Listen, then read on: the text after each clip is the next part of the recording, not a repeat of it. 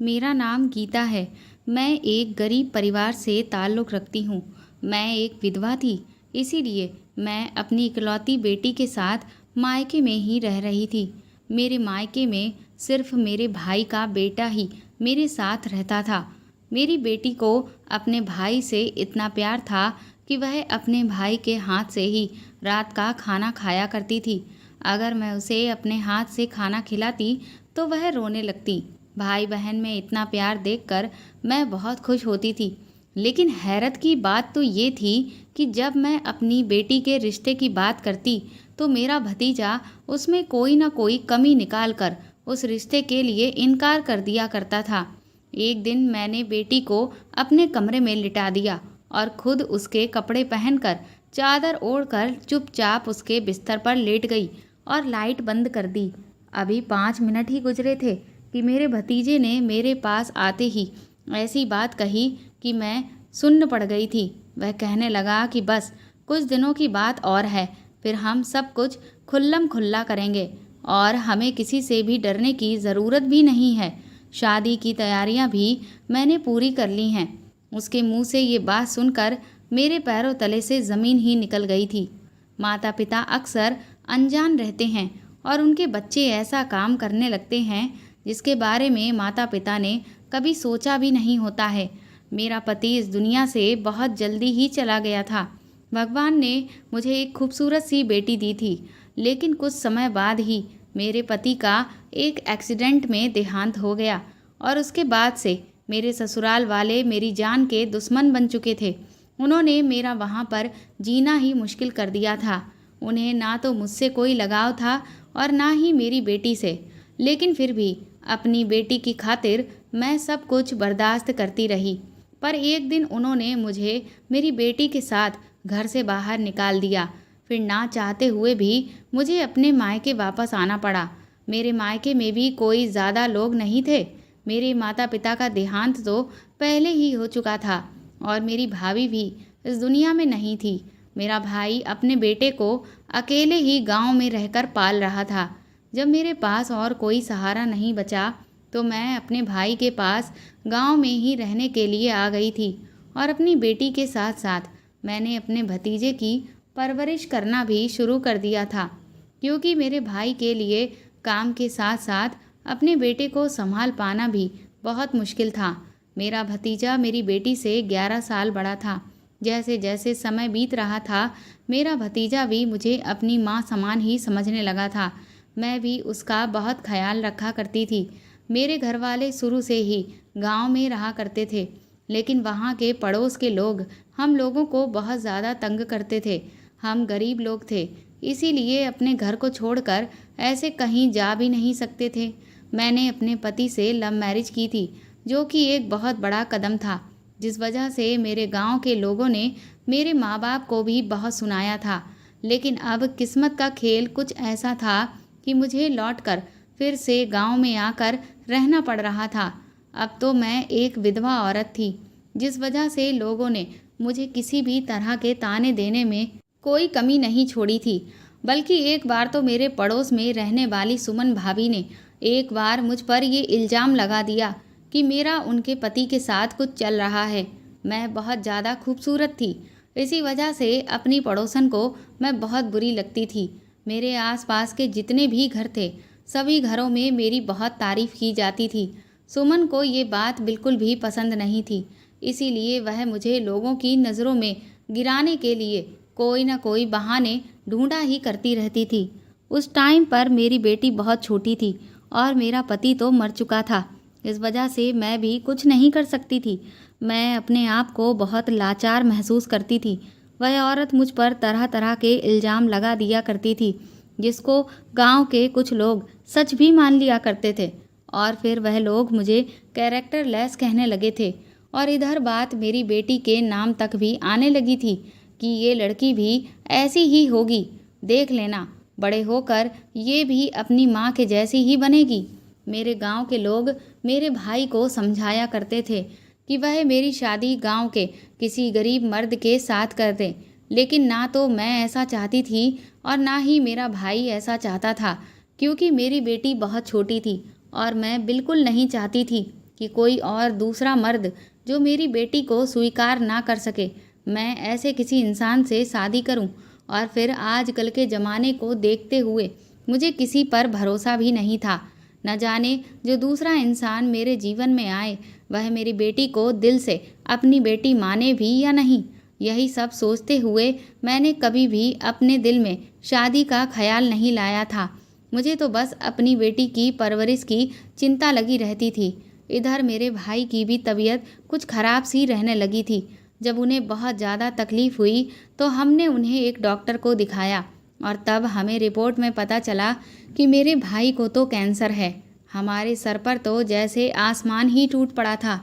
मुझे तो समझ में ही नहीं आ रहा था कि ना जाने मेरे घर को किसकी नज़र लगी हुई है कि सभी लोग मुझे एक एक करके छोड़कर इस दुनिया से चले जा रहे हैं। और इधर सुमन ने मुझे इस कदर तंग कर दिया था कि मैं बहुत ज़्यादा परेशान हो गई थी। कुछ समय के बाद मेरे भाई का भी उसकी बीमारी के चलते देहांत हो गया और अब पूरे घर का जिम्मा मेरे सर पर ही आ पड़ा था। अब अपनी बेटी और भतीजे की जिम्मेदारी मुझे ही हर हाल में उठानी थी और मुझे कोई काम भी ढूंढना था जिससे मैं अपना घर चला सकूं। लेकिन इस गांव में सुमन की वजह से मेरी काफ़ी बेइज्जती भी हो चुकी थी, तो अब गांव में रहते हुए मैं कभी भी खुशहाल ज़िंदगी नहीं बिता सकती थी और ना ही अपनी मर्जी से कोई काम भी कर सकती थी। एक बार तो बात बहुत ही हद से ज़्यादा बढ़ गई। सुमन ने सारे गांव में ये मशहूर कर दिया कि मैं अपने घर में गैर मर्दों को मिलने के लिए बुलाती हूँ, क्योंकि अब तो मेरे ऊपर पाबंदी लगाने के लिए मेरा भाई भी नहीं है। तब तक मेरा भतीजा काफ़ी समझदार हो चुका था। जब उसे ये बात पता चली तो वह मुझसे कहने लगा कि बुआ, मुझे आप पर पूरा भरोसा है और इसीलिए अब हम लोग ये घर छोड़कर कहीं और ही चलते हैं। यहाँ पर हम लोगों की बहुत ज़्यादा बदनामी हो गई है और फिर हमें माला का भी तो ख्याल रखना है। वह लड़की है और मैं नहीं चाहता कि कोई हमारी माला को अभी से ही बुरा भला कहे। अभी ये लोग आप पर उंगली उठा रहे हैं और कुछ समय के बाद हो सकता है वह हमारी माला पर भी उंगली उठाने लगें। वैसे ही उसे बचपन से ही ये सारी बदनामी मिलती रही है। सुमन बहुत बुरी औरत है, उसने आपकी सारे गांव में बदनामी करवा दी है। अब हमारा यहाँ पर रुकना बहुत मुश्किल हो गया है।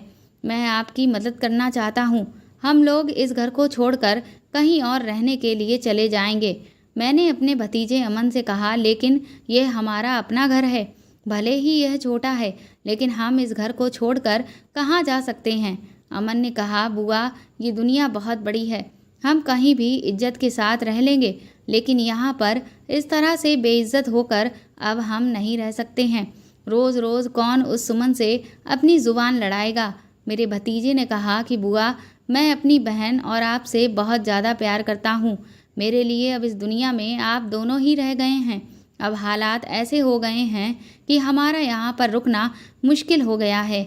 हर कोई आपको गलत नज़र से देखता है और मुझे और माला को भी किसी न किसी बात पर बेइज्जत करता रहता है। आखिर हम ऐसी ज़िंदगी कब तक गुजार सकते हैं। सुमन ने सारे गांव में मुझे चरित्रहीन साबित कर दिया था। यहाँ तक कि ये भी कहा कि मैं घर में रहते हुए अपने कम उम्र भतीजे पर भी गलत नज़र रखती हूँ और गैर मर्दों के साथ भी मेरा पहले से ही रिश्ता है। और इसी सब के चक्कर में मैंने अपने पति को भी मरवा दिया। मैंने अपने पति से लव मैरिज की थी और मेरा पति मुझे अपने साथ भगा कर ले गया था और फिर हमने शादी भी कर ली थी।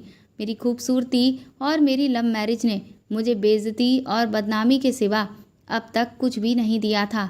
मैंने सोचा था कि शादी करने के बाद जब मैं अपने पति के घर जाऊंगी तो वहाँ एक सुकून भरी ज़िंदगी गुजार सकूंगी, लेकिन मुझे नहीं पता था कि शादी के बाद तो मेरा सारा सुकून ही ख़त्म होने वाला है।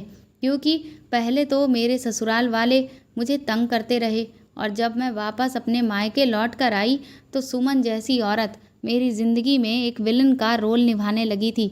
मैं धीरे धीरे डिप्रेशन का शिकार होने लगी थी, जिस कारण से मैं अपनी छोटी सी बेटी पर भी बहुत सख्ती करने लगी थी।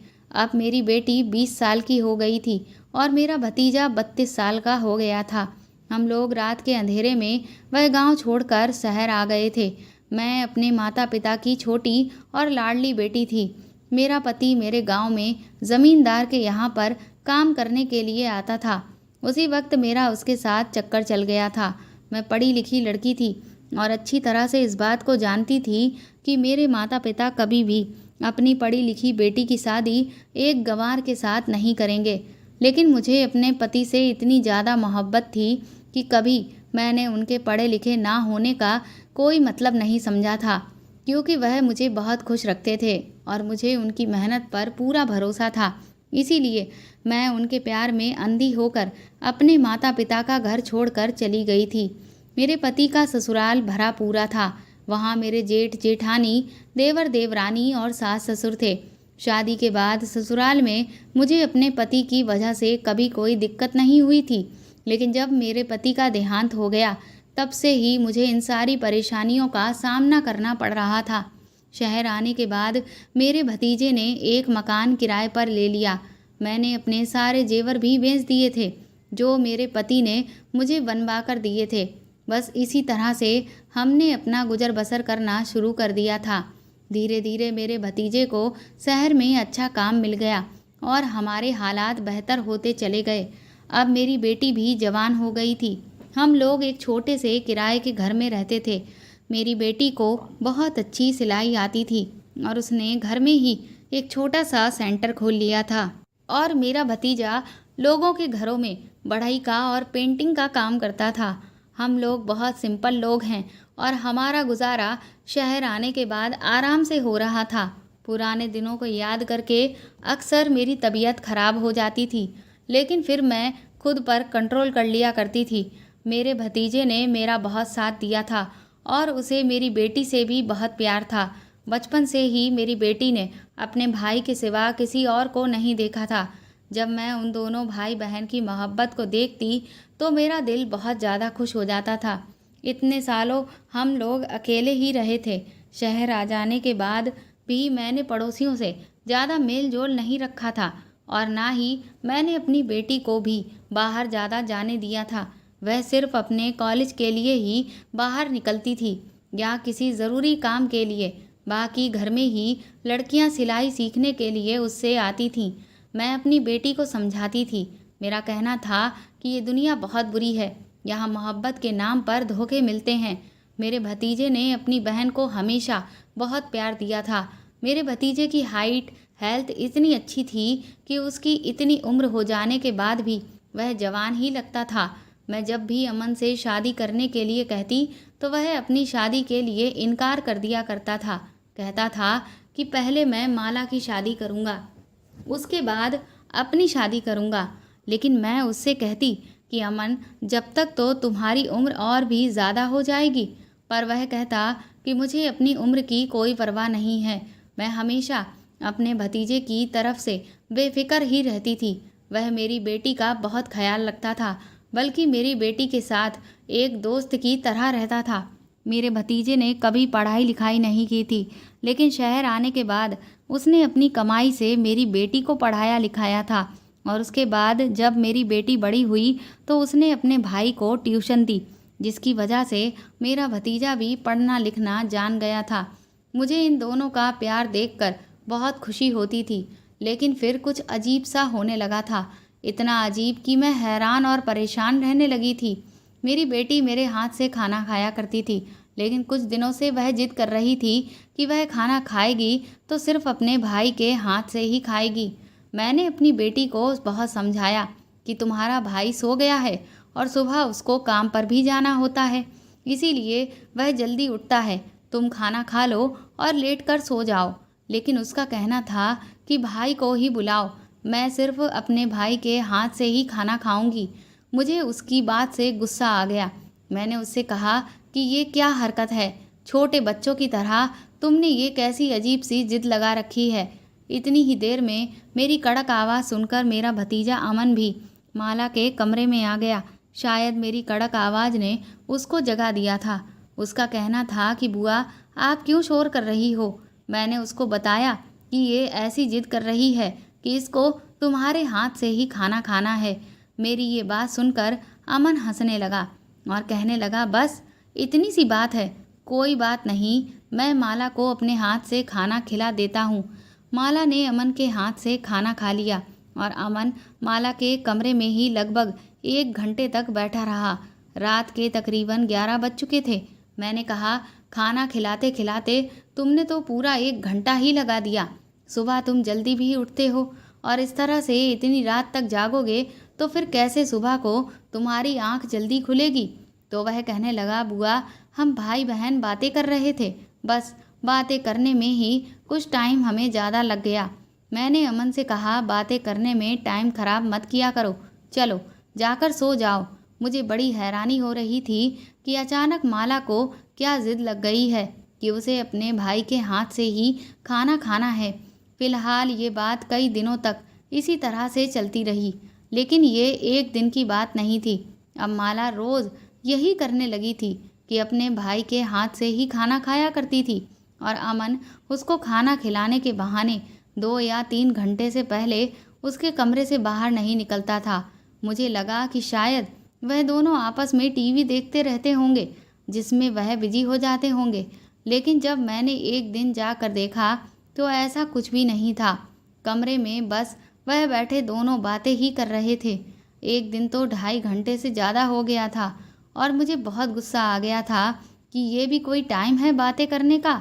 आखिर रात के 2-3 बजे तक कौन इस तरह से बातें करता रहता है। मैंने जैसे ही दरवाज़ा बजाने की कोशिश की तो मैं ये देखकर हैरान रह गई थी कि दरवाज़ा तो अंदर से बंद था। मैंने ज़ोर ज़ोर से दरवाज़ा पीटना शुरू कर दिया और दरवाज़ा खुलते खुलते तकरीबन 10 मिनट लग गए थे। मैंने कहा कि ये दरवाज़ा अंदर से बंद क्यों किया था और फिर मैं कितनी देर से दरवाज़ा बजा रही हूँ, क्या दरवाज़ा खोलने में इतनी देर लगती है? तुम दोनों दरवाज़ा बंद करके अंदर क्या कर रहे थे हो? भला ये भी कोई तरीका है?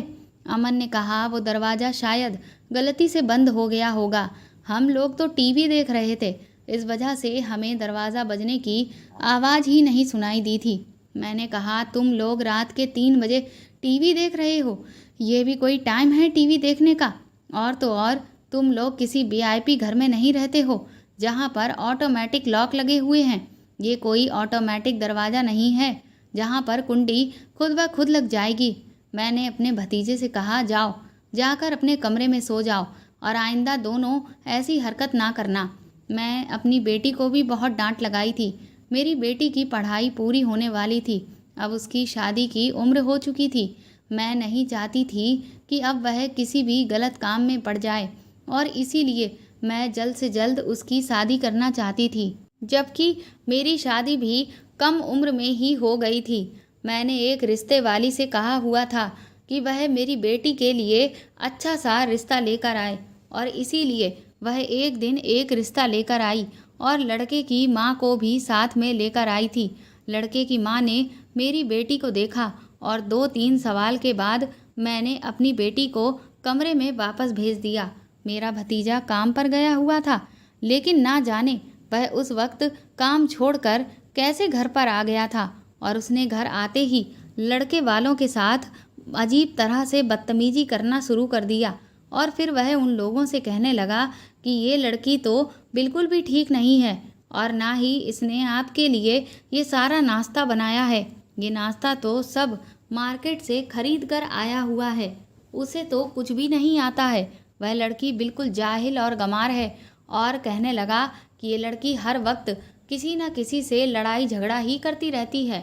अभी कुछ दिन पहले ही इसने अपने कॉलेज में अपने एक टीचर का ही सर फोड़ दिया, बल्कि बिल्कुल जरा सी बात पर।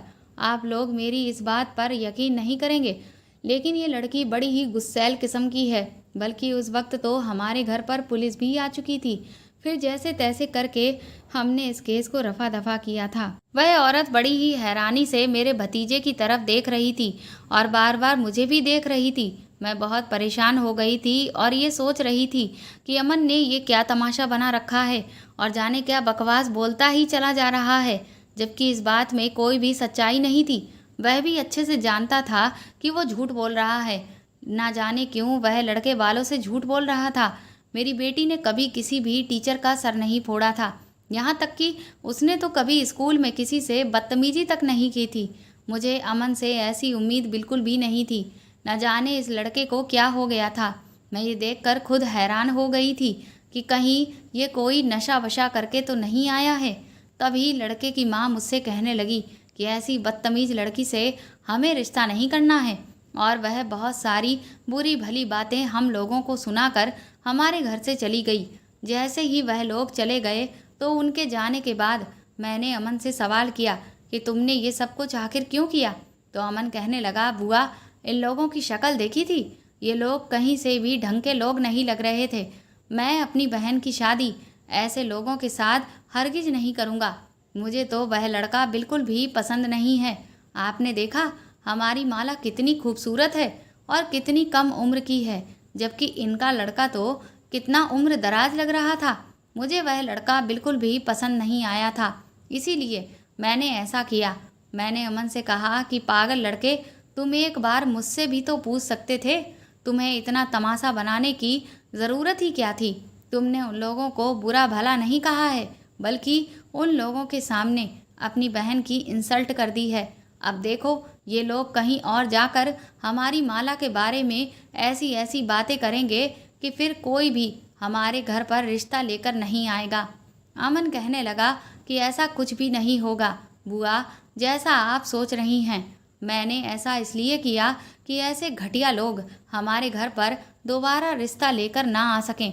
और आप तो उन लोगों पर इतना फिदा हो रही थीं सिर्फ उनके घर और जायदाद देखकर। ये तो देखो कि हमारी माला कितनी खूबसूरत और प्यारी है, और उस लड़के की शक्ल से ही लग रहा था कि वह एक नंबर का ठरकी है। और उसकी माँ को देखा आपने, वह कितनी चालाक औरत लग रही थी। मैं अपनी माला को किसी ऐसे लड़के के हवाले नहीं करना चाहता। मुझे अमन की हरकत पर बहुत तेज गुस्सा आ रहा था, लेकिन अब जो हो चुका था वह तो हो चुका था। उन लोगों से दोबारा बात करने का भी अब कोई फ़ायदा नहीं था। अगर मैं कहती कि मेरा भतीजा मजाक कर रहा था, तब भी वह लोग मेरी बात को नहीं मानते। शाम के टाइम पर अमन और माला आंगन में बैठे हुए समोसे खा रहे थे और खूब खुलकर हंसी मजाक कर रहे थे, जबकि इधर मेरा मूड बहुत ज़्यादा ख़राब था।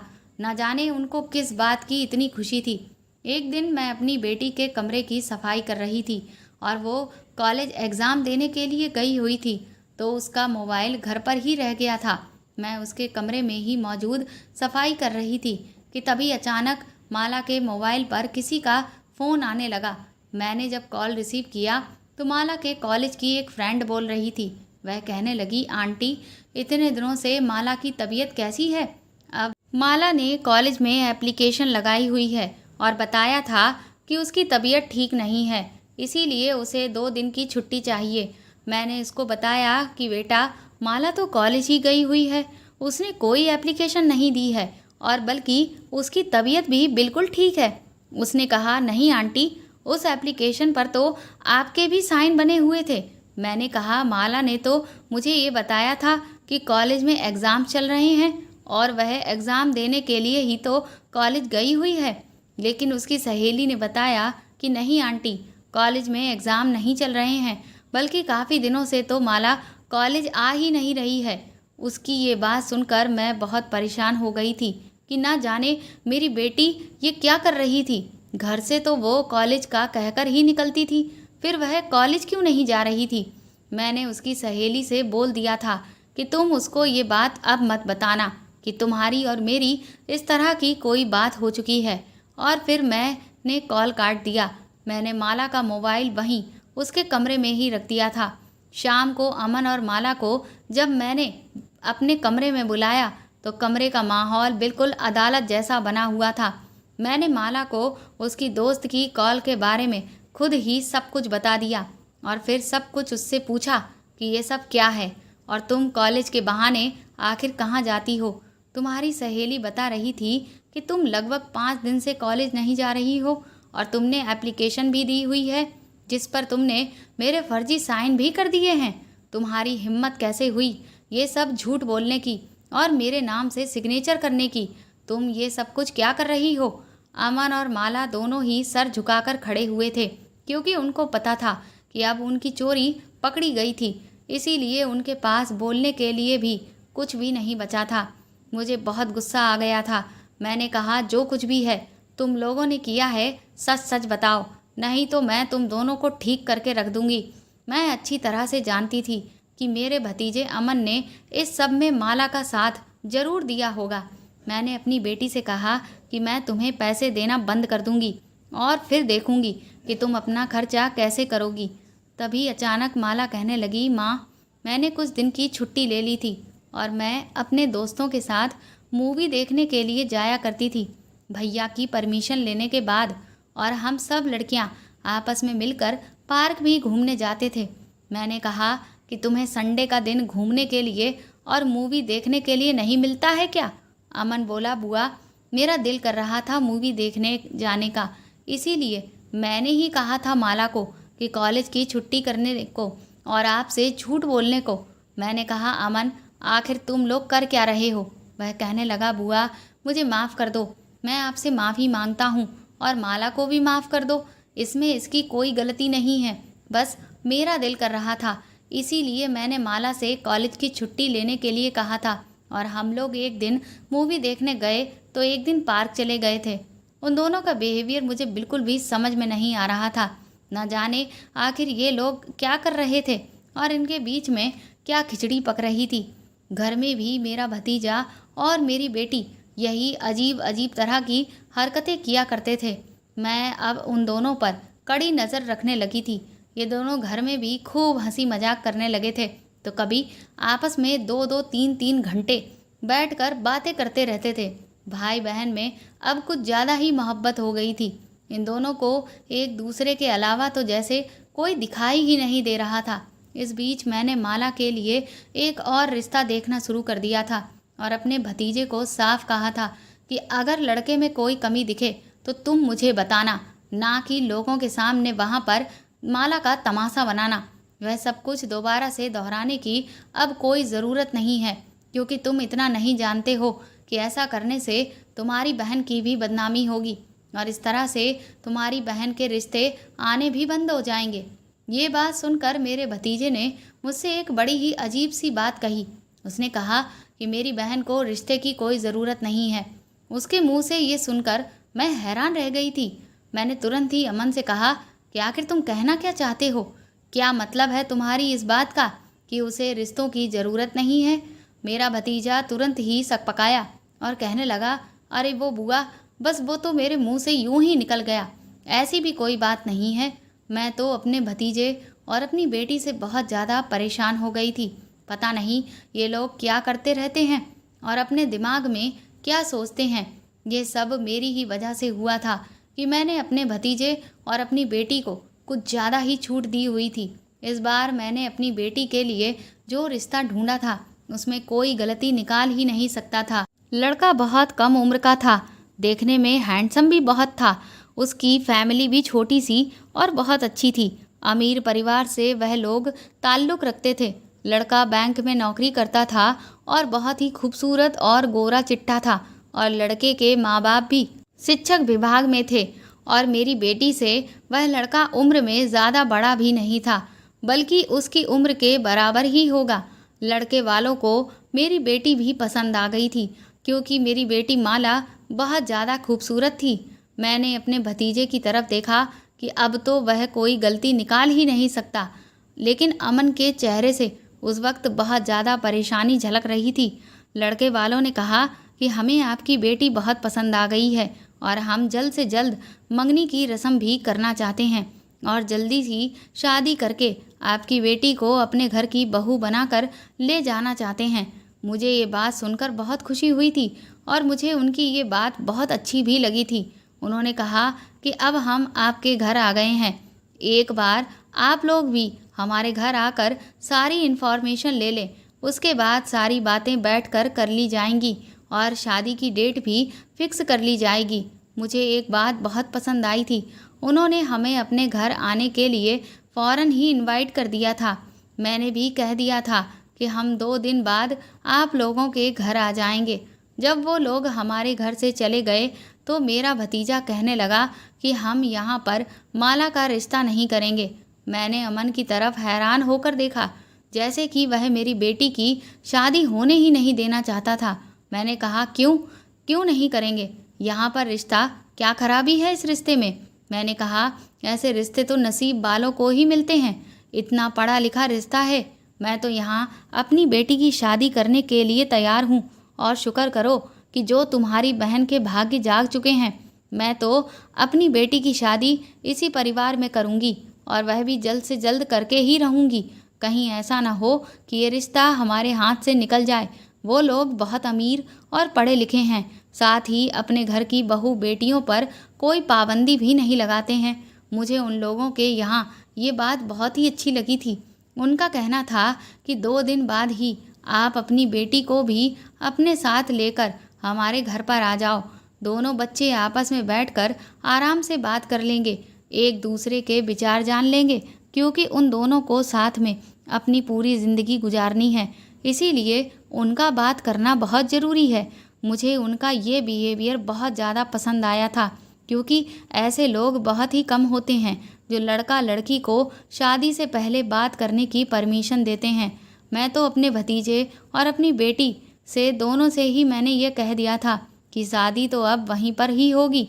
दोनों मेरी बात पर खामोश हो गए थे, और मैंने उनकी खामोशी को हाँ समझ लिया था, क्योंकि खामोशी का मतलब तो यही होता है।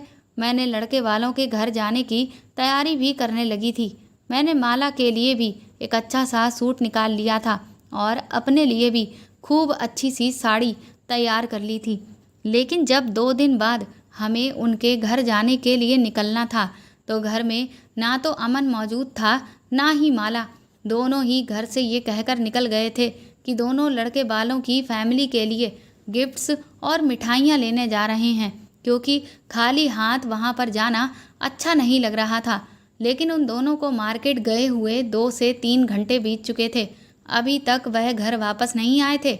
उन लोगों ने हमें दोपहर के खाने पर बुलाया था, और दोपहर के 3 बज चुके थे। दोपहर के खाने का टाइम भी निकला जा रहा था। अगर हम देर से जाते तो वह लोग ना जाने क्या समझते। ये हमारी इज्जत और बेइज्जती का मामला था। मैंने अमन को फ़ोन मिलाया तो वह फ़ोन रिसीव भी नहीं कर रहा था, और फिर जब कहीं बहुत देर के बाद जाकर थोड़ी के देर के बाद उसने मेरा फ़ोन रिसीव किया, तो फिर वह हर बार यही कहता कि अभी हम लोग आ रहे हैं, बस रास्ते में ही हैं। ट्रैफिक बहुत ज़्यादा मिल रहा है जिसमें हम लोग फंसे हुए हैं, इस वजह से देर हो रही है। लेकिन थोड़ी देर के बाद मेरे भतीजे ने अपना मोबाइल नंबर स्विच ऑफ कर दिया, और मेरी बेटी का नंबर भी स्विच ऑफ जा रहा था। मैं बार बार दोनों का नंबर ट्राई कर रही थी और बहुत ज़्यादा परेशान हो गई थी।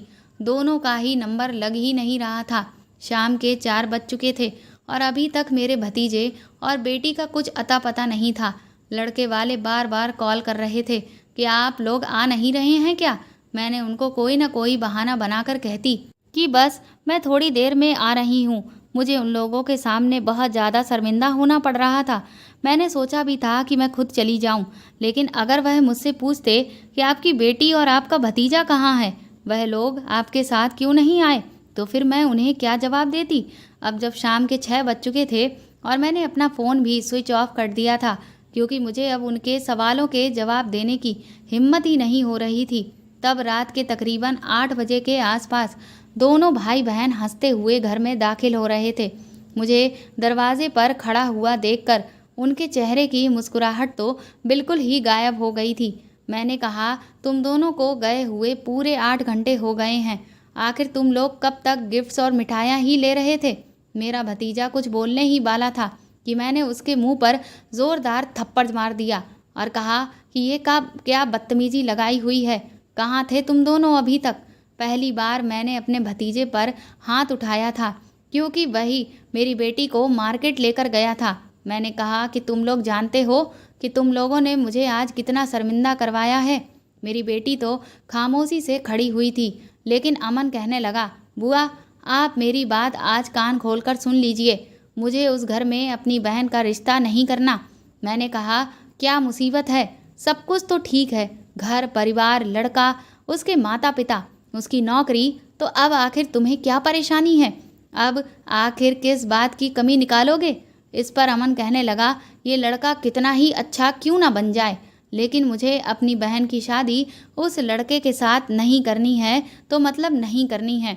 माला बोली, माँ मुझे किसी से भी शादी नहीं करनी है, और ये कहकर वह दोनों घर के अंदर चले गए और अपने अपने कमरे में जाकर बंद हो गए। मेरे भतीजे ने कभी भी मुझसे आज तक ऊंची आवाज़ में बात नहीं की थी और कभी भी मेरी मर्जी के खिलाफ वह नहीं गया था। फिर आज इसको न जाने ऐसा क्या हो गया, तो मैं इस वजह से सारी रात टेंशन में जागती रही और बहुत ज़्यादा बेचैन होती रही। मैं ये भी देख रही थी कि कभी अमन मेरी बेटी के कमरे में सारी रात नहीं बैठता था, लेकिन न जाने ये लोग अब आपस में क्या खिचड़ी पका रहे थे जो अब वह इतनी रात तक एक साथ बैठे रहते थे। एक दिन मैंने माला से कहा कि तुम मेरे कमरे में जाकर सो जाओ, मुझे आज तुम्हारे कमरे की सफाई करनी है। माला मेरे कमरे में जाकर सो गई थी। मैंने माला जैसा सूट पहन लिया और उसके कमरे में जाकर बेड पर लेट गई और ऐसे बिहेव कर रही थी कि जैसे मैं बहुत ही गहरी नींद में सो रही हूँ, और ऊपर से मैंने एक चादर भी ओढ़ ली थी ताकि मैं दिख ना सकूं। मेरे वहाँ पर आने के लगभग 1 घंटे के बाद अमन भी माला के कमरे में आ गया और उसने अंधेरे में मेरे करीब आकर कहा, क्या हुआ, आज तुम इतनी जल्दी क्यों सो गई हो? आज तो बहुत सारा काम करना है। मैं ऐसे एक्टिंग कर रही थी कि जैसे मैं जाग तो गई हूँ, लेकिन अपना चेहरा ढका हुआ था और कमरे में अंधेरा भी था, जिस वजह से मेरा भतीजा मुझे पहचान नहीं सका।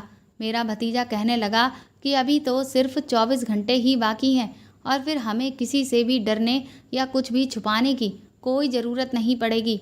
हम जो करेंगे खुल्लम खुल्ला करेंगे और बुआ भी फिर हमें रोक नहीं पाएंगी। आज तो मैं इतना खुश हूँ कि मैं तुम्हें क्या बताऊँ। मैं सोच भी नहीं सकता था कि हम इतने खुशकिस्मत हो सकते हैं। मैंने तो अपने फ्यूचर के सपने भी देखने शुरू कर दिए हैं और तुम देखना, शादी के बाद हमारी ज़िंदगी बहुत आसान और हसीन हो जाएगी। शादी की बात सुनते ही मेरे पैरों तले से ज़मीन निकल गई थी कि आखिर मेरा ये भतीजा किस तरह की बातें कर रहा था अपनी बहन के साथ।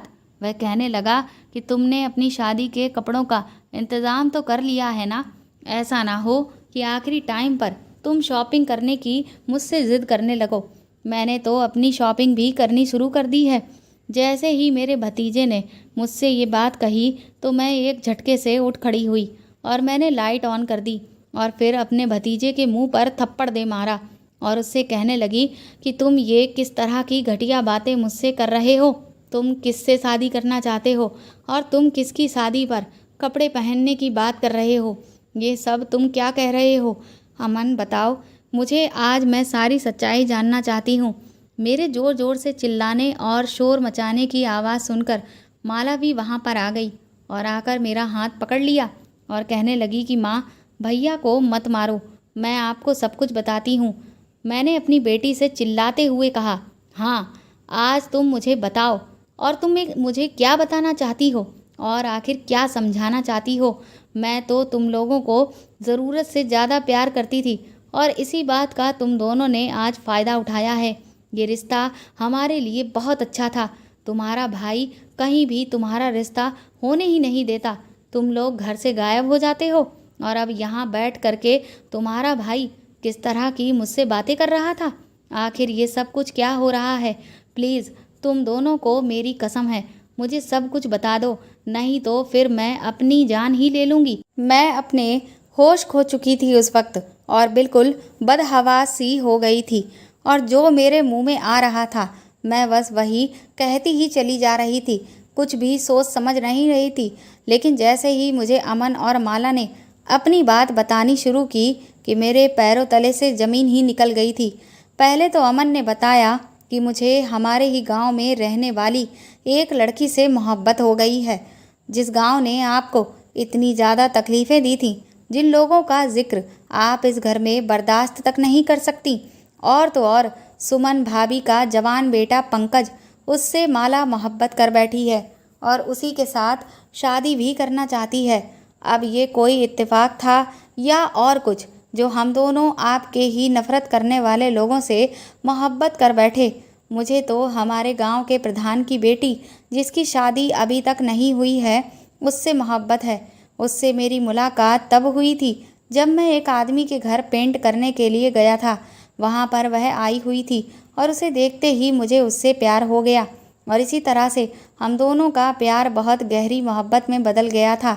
सुमन भाभी के बेटे पंकज की मुलाकात माला से उसके कॉलेज में हुई थी। इसी तरह से दोनों की दोस्ती भी मोहब्बत में बदल गई। हम दोनों अपने ही गांव में रहने वाले लोगों के साथ मोहब्बत कर बैठे थे, जिससे आप नफरत करती थीं। अगर हम आपको ये बात पहले बताते तो आप हमारी बात को नहीं मानती। इसीलिए हमने शादी करने का फैसला कर लिया था और यही बातें हमें एक दूसरे से काफ़ी घंटे तक बैठकर करते रहते थे कि क्या करना है, कैसे करना है। और मैं अपनी और माला की शादी के लिए पैसा भी इकट्ठा कर रहा था और वह दोनों भी जानते हैं कि उनके परिवार वाले हमारी शादी के लिए कभी नहीं मानेंगे। इसीलिए हम चारों ने घर से भागकर शादी करने का फैसला भी कर लिया है कि हम कोर्ट मैरिज कर लेंगे। फिर धीरे धीरे आप सबको ये बात पता चल जाएगी तो फिर आप लोग हमें माफ़ कर दोगे। हम अपनी मोहब्बत के आगे मजबूर हो गए थे।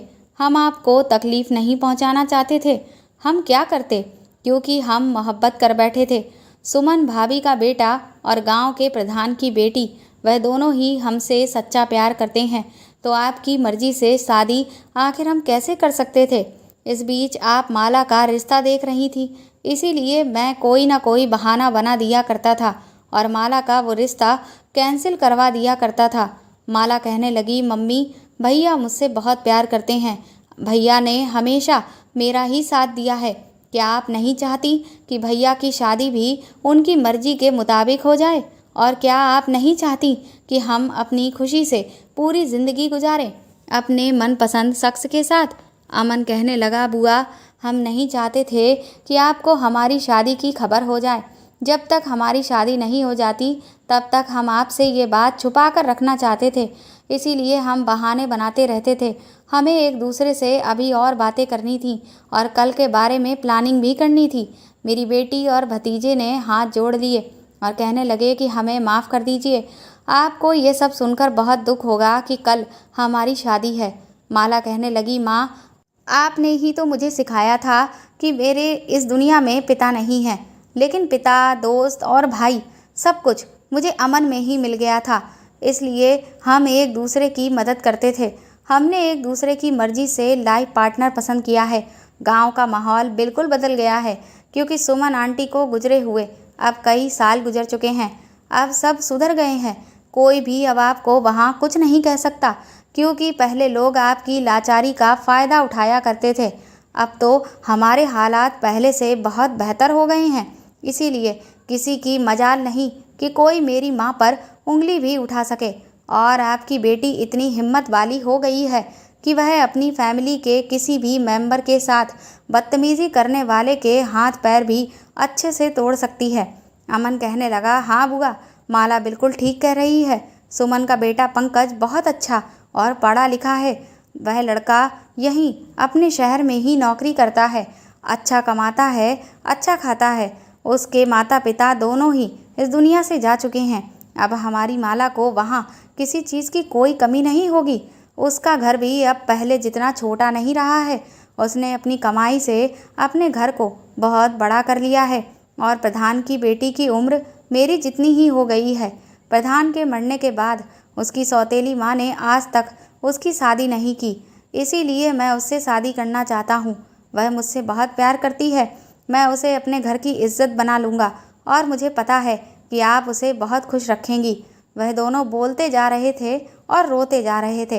ये बात तो सच थी कि ये लोग अगर मुझे सच बताते तो मैं कभी भी उनकी शादी के लिए हाँ नहीं करती और उस गांव से कभी भी उनका नाता जोड़ने नहीं देती। लेकिन शायद सही कहते हैं, आप जो नहीं चाहते हैं वही आपके साथ हो जाता है। मैं उस गांव से बहुत दूर आ गई थी, लेकिन उस गांव से अब दोबारा नाता जुड़ गया था। इनको प्यार हुआ तो उसी गांव में रहने वालों से। मैं एक तरफ तो अपना सर पकड़कर बैठ गई थी। मुझे समझ में नहीं आ रहा था कि अब मैं क्या फ़ैसला करूं। लेकिन वह दोनों तो चुपचाप मेरे कदमों में बैठ गए थे और फिर उन्होंने मेरे पैर पकड़ लिए। कहने लगे, प्लीज़ मान जाओ ना, हमारी खुशी में शामिल हो जाओ ना। हम उन दोनों के बिना खुश नहीं रह पाएंगे। अगर आप चाहती हो कि हम आपकी मर्ज़ी से शादी कर लें तो आप जहाँ कहोगी हम वहीं पर शादी कर लेंगे। लेकिन एक बात तो पक्की है कि हम खुश नहीं रहेंगे। मैंने उन दोनों के सर पर हाथ रखा और कहा कि तुम्हें क्या लगता है कि मुझे तुम लोगों की खुशी की कोई परवाह नहीं है। तुम लोगों की खातिर ही तो मैं उस गांव से निकलकर यहाँ इस शहर में आ गई थी, और तुम दोनों की वजह से मैंने दूसरी शादी भी नहीं की थी। मैंने अपनी सारी ज़िंदगी तुम लोगों के हवाले कर दी थी। क्या मैं तुम दोनों के लिए इतनी सी भी कुर्बानी नहीं दे सकती हूँ? ठीक है, मैं गांव जाकर पंकज से बात करना चाहती हूँ और उस लड़की के घर पर रिश्ता लेकर जाना चाहती हूँ जिससे अमन शादी करना चाहता है। शादी कोर्ट मैरिज के तरीके से नहीं, बल्कि इज्जत के साथ होगी और बहुत धूमधाम से होगी।